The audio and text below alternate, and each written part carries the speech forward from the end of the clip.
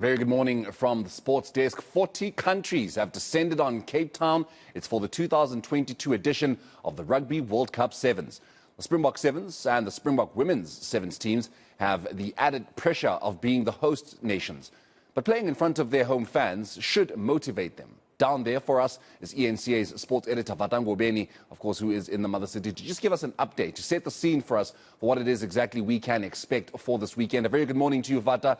So, of course, the Rugby World Cup Sevens finally here. We've been waiting for it for a while, and it is the first time that it's being hosted in South Africa and on the African continent. There should be a buzz. But just speak to us about what kind of buzz we are feeling, we are expecting for the weekend around the mother city. Good morning, Moran, and morning to the viewers as well. Before we even speak about the buzz and to get away from Gareth's problems on the road, I need to show you this. This is Cape Town showing off. This is South Africa showing off for one of the biggest global events this year. Just as you look over my shoulder, you look at Cape Town at its finest. Wonderful cloud cover over the mountains there. And as you can see, the harbour coming over, and as my colleague Mario moves around, you will see how beautiful, beautiful Cape Town is. This is the perfect setting for the World Cup Sevens. That's starting off today, this morning, here in Cape Town. And you speak about all the teams, Morena, you know, they could not have found a better venue for this tournament. And as you see from in my background there is a beautiful, beautiful DHL Cape Town Stadium.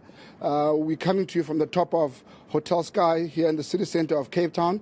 And yes, Morena, the buzz is electric. Coming into Cape Town yesterday as well, you know, almost everyone on the flight was speaking about the rugby, about the World Cup. People were speaking about the Blitzball. And again, you know, people are now starting to recognize the Springbok women's team as well, and the fact that they're participating in this tournament, their third World Cup tournament. They were in Russia, they were in San Francisco, and now they've got the privilege of playing in front of their home crowd.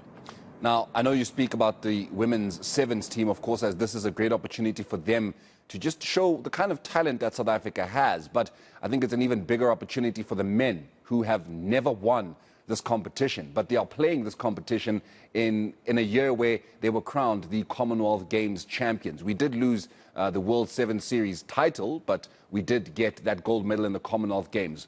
What also happened, the last time South Africa ever hosted a Rugby World Cup, was we won that tournament, and that was in 1995. Vata, can we expect some kind of deja vu moment? Is there a chance for a deja vu? Can the boys today, Siviwe Swezwapi, emulate Francois Pienaar in 1995 at Ellis Park?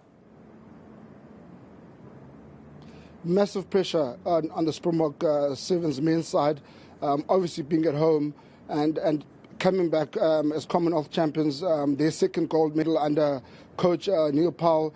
They've won the World Seven Series 3 times under Neil Powell in his 9-year tenure of this team. Won bronze medal at the 2016 Rio Olympics.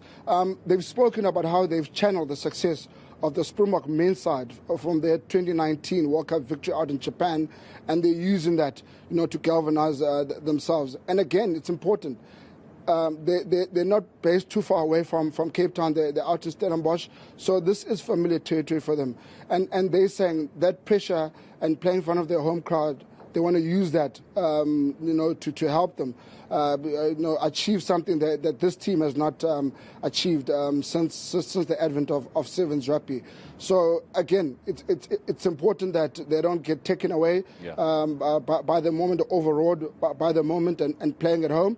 But at the same time as well, you know, you take that and you use it in your favour. And so Siviwe Swezwapi, Neil Powell, this being his last tournament after being at the helm, as I said, of this team for 9 years before he moves on to become director of rugby at the Sharks.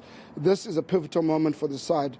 This is again, I think, a rite of passage of this team into rugby greatness, and I'm almost certain they will definitely, you know, stand up at such a moment.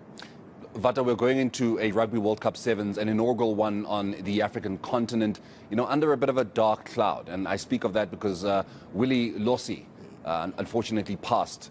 He was in Cape Town looking forward to this competition. The last time we did have him here, we hosted him as the captain of Tonga in the 1995 World Cup. Just speak to us about, the kind of person that he was. I mean, just the loss that rugby has essentially injured.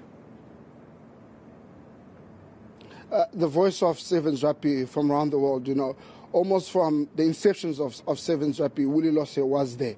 A man born in New Zealand, played a lot of rugby in Auckland, but then again, when the opportunity came to represent his home country, being Tonga, he was there, captained that side in 1995, as you said, Morena.